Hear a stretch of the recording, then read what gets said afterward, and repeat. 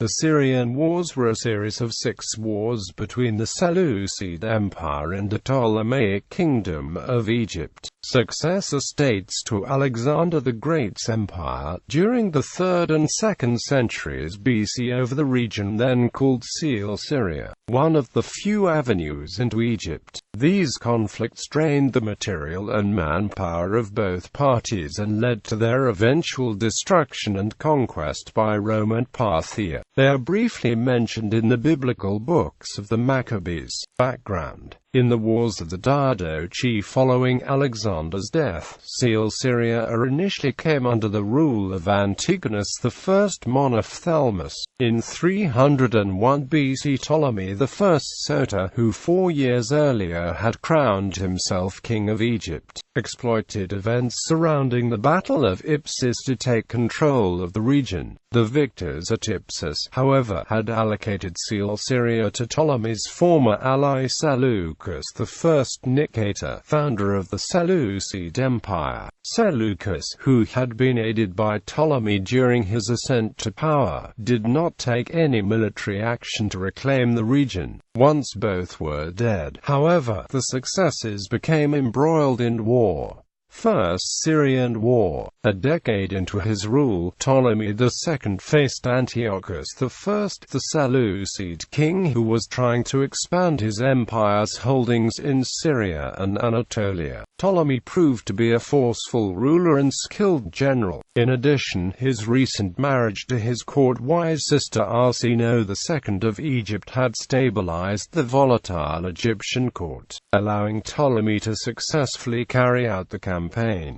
The First Syrian War was a major victory for the Ptolemies. Antiochus took the Ptolemaic-controlled areas in coastal Syria and southern Anatolia in his initial rush. Ptolemy reconquered these territories by 271 BC, extending Ptolemaic rule as far as Caria and into most of Cilicia. With Ptolemy's eye focused eastward, his half-brother Magas declared his province of Cyrenaica to be independent. It would remain independent until 250 BC, when it was reabsorbed into the Ptolemaic Kingdom. Second Syrian War. Antiochus II succeeded his father in 261 BC, and thus began a new war for Syria. He reached an agreement with the current Antigonid king in Macedon, Antigonus II Gonatas, who was also interested in pushing Ptolemy II out of the Aegean. With Macedon support, Antiochus II launched an attack on Ptolemaic outposts in Asia. Most of the information about the Second Syrian War has been lost. It is clear that Antigonus's fleet defeated Ptolemy's at the Battle of Kaz in 261, diminishing Ptolemaic naval power. Ptolemy appears to have lost ground in Cilicia, Pamphylia, and Ionia, while Antiochus regained Miletus and Ephesus. Macedon's involvement in the war ceased when Antigonus became preoccupied by the rebellion of Corinth and Chalcis in 253 BC, possibly instigated by Ptolemy, as well as an increase in enemy activity along Macedon's northern frontier. The war was concluded around 253 BC with the marriage of Antiochus to Ptolemy's daughter, Berenice Syra. Antiochus repudiated his previous wife, Laodice, and turned over substantial domain to her. He died in Ephesus in 246 BC, poisoned by Laodice according to some sources.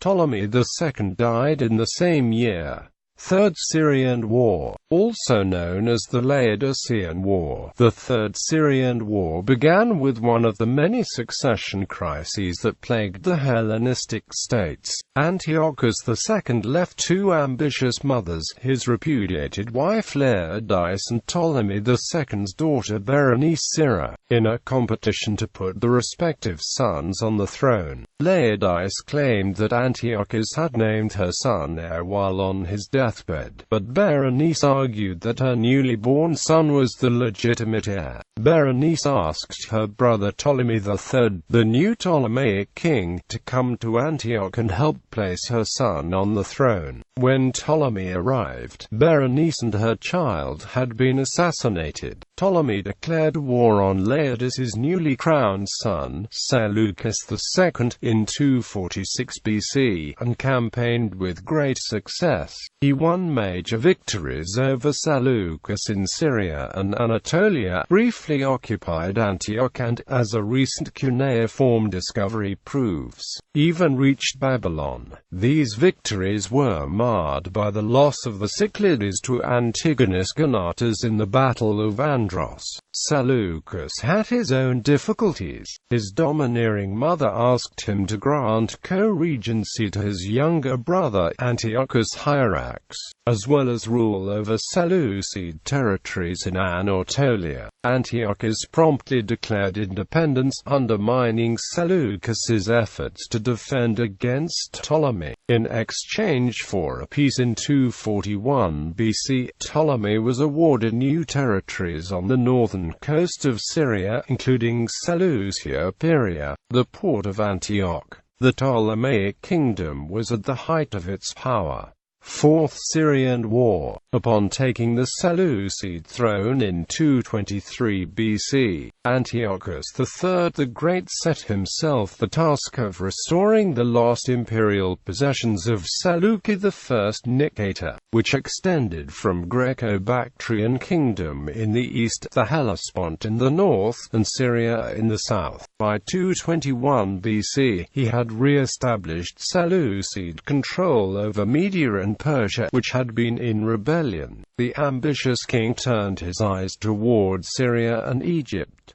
Egypt had been significantly weakened by court intrigue and public unrest. The rule of the newly inaugurated Ptolemy IV Philopator began with the murder of Queen Mother Berenice II. The young king quickly fell under the absolute influence of imperial courtiers. His ministers used their absolute power in their own self-interest, to the people's great chagrin. Antiochus sought to take advantage of this chaotic situation. After an invasion in 221 BC failed to launch, he finally began the Fourth Syrian War in 219 BC. He recaptured Seleucia as well as cities in Phoenicia, amongst them Tyre. Rather than promptly invading Egypt, Antiochus waited in Phoenicia for over a year, consolidating his new territories and listening to diplomatic proposals from the Ptolemaic Kingdom. Meanwhile, Ptolemy's minister Eusebius began recruiting and training an army. He recruited not only from the local Greek population, as Hellenistic armies generally were, but also from the native Egyptians, enrolling at least 30,000 natives as phalangites. This innovation paid off, but it would eventually have dire consequences for Ptolemaic stability. In the summer of 217 BC, Ptolemy engaged and defeated the long-delayed Antiochus in the Battle of Raffia, the largest battle since the Battle of Ipsus over 80 years earlier. Ptolemy's victory preserved his control over Coele-Syria, and the weak king declined to advance further into Antiochus's empire. Even to retake Seleucia,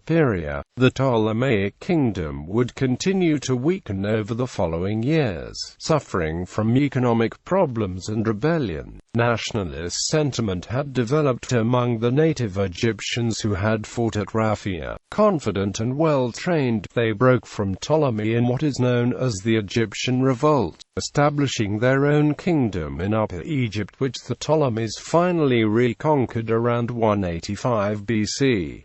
Fifth Syrian War. The death of Ptolemy IV in 204 BC was followed by a bloody conflict over the regency, as his heir, Ptolemy V, was just a child. The conflict began with the murder of the dead king's wife and sister Arsinoe by the ministers Agathocles and Eusebius. The fate of Eusebius is unclear, but Agathocles seems to have held the regency for some time until he was lynched by the volatile Alexandrian mob. The regency was passed from one advisor to another, and the kingdom was in a state of near anarchy. Seeking to take advantage of this turmoil, Antiochus III staged a second invasion of Coele-Syria. He made an agreement with Philip V of Macedon to conquer and share the Ptolemy's non-Egyptian territories. Although this alliance did not last long, Antiochus quickly swept through the region. After a brief setback at Gaza, he delivered a crushing blow to the Ptolemies at the Battle of Panium near the head of the river Jordan, which earned him the important port of Sidon. In 200 BC, Roman emissaries came to Philip and Antiochus demanding that they refrain from invading Egypt. The Romans would suffer no disruption of the import of grain from Egypt, key to supporting the massive population in Italy. As neither monarch had planned to invade Egypt itself, they willingly complied to Rome's demands. Antiochus completed the subjugation of Coele-Syria in 198 BC and went on to raid Ptolemy's remaining coastal strongholds in Caria and Cilicia. Problems at home led Ptolemy to seek a quick and disadvantageous conclusion. The Nativist Movement, which began before the war with the Egyptian revolt and expanded with the support of Egyptian priests, created turmoil and sedition throughout the kingdom. Economic troubles led the Ptolemaic government to increase taxation, which in turn fed the nationalist fire. In order to focus on the home front, Ptolemy signed a conciliatory treaty with Antiochus in 195 BC, leaving the Seleucid king in possession of Coele-Syria and agreeing to marry Antiochus's daughter Cleopatra I.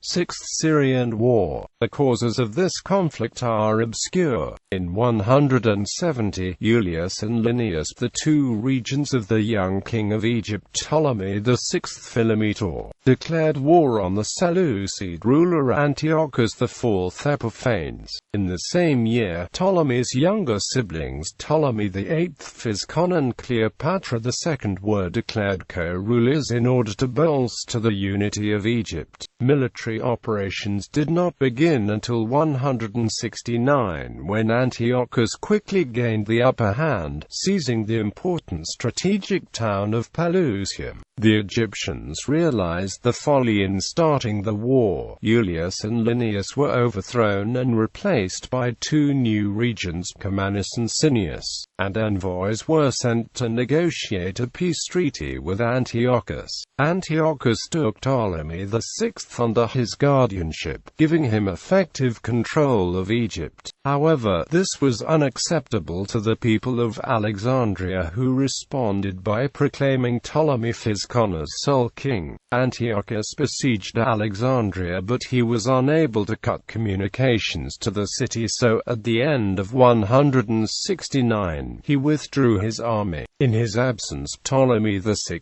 and his brother were reconciled. Antiochus, angered at his loss of control over the king, invaded again. The Egyptians sent to Rome asking for help, and the Senate dispatched Gaius Popilius Lenas to Alexandria. Meanwhile, Antiochus had seized Cyprus and Memphis and was marching on Alexandria. At Eleusis, on the outskirts of the capital, he met Popilius Lenas, with whom he had been friends during his stay in Rome. But instead of a friendly welcome, Popilius offered the king an ultimatum from the Senate: he must evacuate Egypt and Cyprus immediately. Antiochus begged to have time to consider, but Popilius drew a circle round him in the sand with his cane and told him to decide before he stepped outside it. Antiochus chose to obey the Roman ultimatum. The day of Eleusis ended the Sixth Syrian War and Antiochus's hopes of conquering Egyptian territory.